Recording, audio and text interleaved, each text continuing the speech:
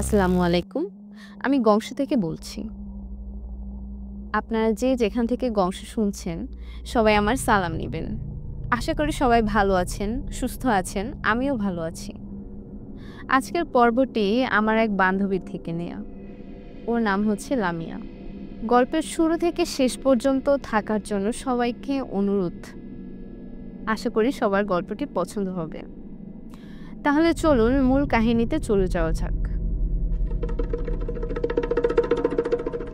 Exam শেষ, হাঁপ ছেড়েও বাঁচলাম। লম্বা একটা ছুটিও পেলাম এবার। বাসায় তেমন কাজও নাই, আর বহুদিন ধরে গ্রামের বাড়িও যাওয়া হয় না। বড় আপুর সঙ্গে মিলে ঠিক করলাম এবার কিছুদিনের জন্য বাড়িতে গিয়ে ঘুরে আসি। পরদিন ভোরবেলা ঘুম থেকে উঠে আমি নামাজ পড়ে একটু নাস্তা করার পর ব্যাগ গুছালাম। আপুও ততক্ষণে ঘুম থেকে উঠে পড়ল। আমাকে রেডি হতে দেখে আপুও রেডি হতে গেল। আব্বু আম্মু থেকে পারমিশন নিয়ে বের হয়ে পড়লাম দুই বোন গ্রামের উদ্দেশ্যে। প্রায় 2 ঘন্টা পর আমরা আমাদের এলাকাতে পৌঁছালাম।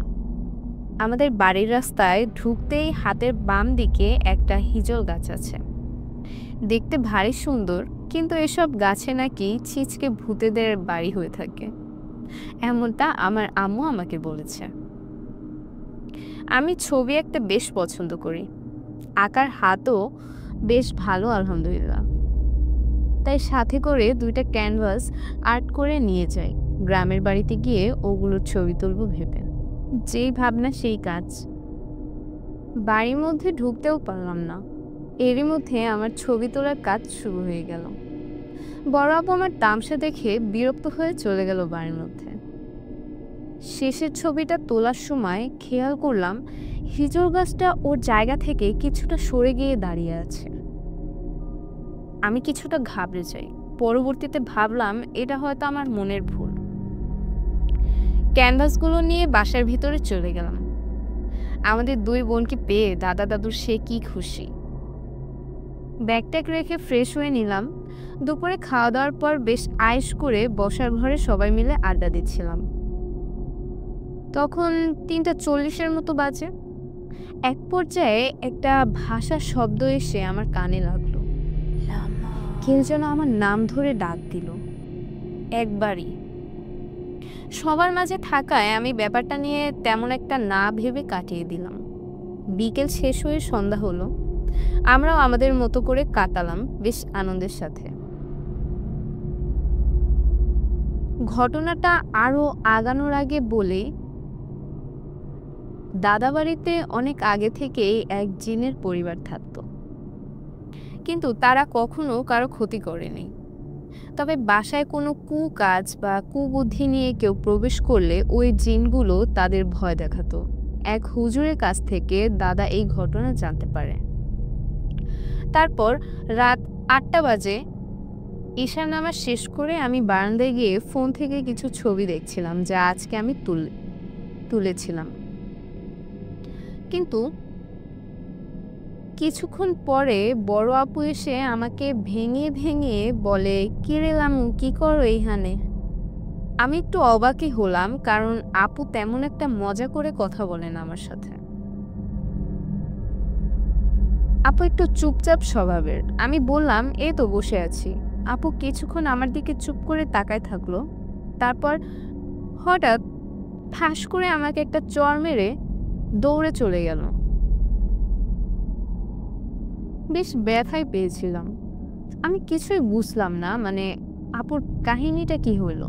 রেগে মেগে বসার ঘরে চলে গেলাম।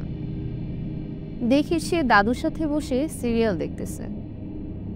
আমি বলি, ওমা, আমারে চর মাইরা মায়া দেখে বসে বসে সিরিয়াল দেখে। আমি গিয়ে একটা রাগ গলায় বললাম, কে আপু, তুই আমার অত জোরে থাপ্পড় মাইরা দৌড় দিলি কেন? আপু আর দাদু আমার দিকে তাকাই হাসতে শুরু করলো। দাদু বলে উঠল, কি বলো দাদু ভাই, তোমার আপু তো সেই কখন দিয়া আমার সাথে বসে বসে টিভি দেখতেছে। ওই তোমারে থাবড় মারলো কোন সময়? হ্যাঁ, আমি তো এখানেই বসা কখন থেকে, তোরে থাপড় মারলাম কখন? ঘুমাইছিলি নাকি? আমি এবার বুঝতে পারলাম আমার সাথে কিছু খারাপ ঘটছে। কালকে কিছু না বলেই চলে গেলাম। একটু ভয় ভয় লাগছিল, কারণ থাপ্পড়ের ব্যথাটা এখনো যায়নি। ওই দিন রাতে ঘুমানোর পর আর কিছু অস্বাভাবিক ঘটলো না। পরের দিনও স্বাভাবিকভাবেই কাটলো। এর পরের দিন আমি আর আপু মিলে দাদুর সাথে পুকুরে গেলাম গোসল করার জন্য। আমি সাঁতার পারি না, তাই ঘাটলার সিঁড়িতে বসে হাঁপুর কাটছিলাম। দাদু আপু ওরা সাঁতারে খুব পড়ে ছিল, সাঁতরে পুকুরের মাঝখানে চলে গেল। হঠাৎ কি যেন একটা আমার পা ধরে হিঁচকে টান মারল। আমি পুকুরের গভীরে পড়ে গেলাম। সাঁতার না কেটে পেরে আমি প্রায় ডুবেই যাচ্ছিলাম। তখন আপু তাড়াহুড়ো করে আমাকে সাঁতরে পাড়ে নিয়ে আসলো। পরে সবাই যখন জিজ্ঞেস করলো, আমি একে একে আমার সাথে ঘটে যাওয়া সমস্ত কাহিনী সবাইকে শোনালাম।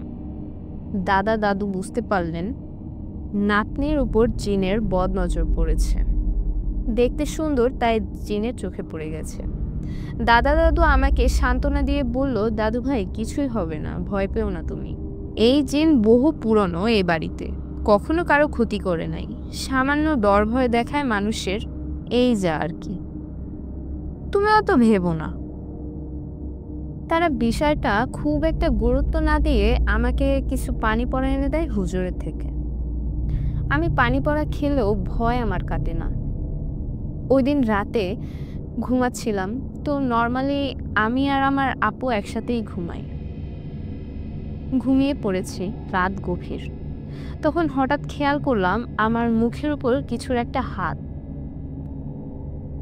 হাতটা অনেক বেশি সফট, ঠান্ডা আর লোম টাইপের ছিল।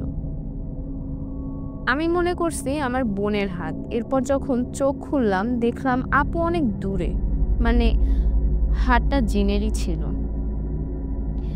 আমার আম্মুর থেকে শুনেছিলাম জিনের শরীর অনেক ঠান্ডা আর নরম হয়। ভয়ে ওই রাতে আমার আর ঘুম আসলো না, আপুকেও ঘুমাতে দেইনি। পরদিন সকাল হতেই ঠিক করলাম বাসায় ফিরে যাব। দাদা দাদু থেকে বিদায় নিয়ে গেট থেকে বের হতেই কিছু একটা এসে আমাকে খুব জোরে ধাক্কা মেরে চলে গেল। আমি বুঝতে পারছিলাম এটা ওই জিনের কাজ।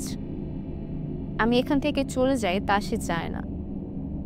বাসায় ফিরে এইসব কাহিনী আব্বু আম্মুকে জানালাম। তারা আমাকে ভালো একটা হুজুরের কাছে নিয়ে গেল। আমার পুরো শরীর বন্ধক করিয়ে আনলো। আর হুজুর জানায় আপনার মেয়ের পেছনে এক ছোট জিনের নজর পড়েছে। ও আপনার মেয়েকে পছন্দ করে, কিন্তু ওই জিনের বয়স খুব কম হওয়াতে সে আপনার মেয়েকে এমন ভয় দেখিয়ে জানান দিয়েছে তার ব্যাপারে। তবে ভয়ের কিছু নেই, আপনাদের মেয়ে গ্রামের বাড়িতে না গেলে কোনো ভয়েরই কারণ নেই। সবাই বাসায় চলে আসলাম। ঠিক ওই দিন রাতেই আমি ঘুমানোর সময় হাত মুখ ধুতে বাথরুমে গেলাম।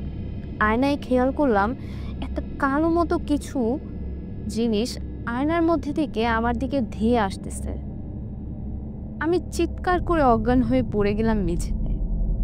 এরপর আমার ছোট ভাই এসে দেখতে পেয়ে সবাইকে ডেকে আনে। পরবর্তীতে আব্বু আম্মু বুঝতে পারে এটা হয়তো ওই জিনেরই কাজ।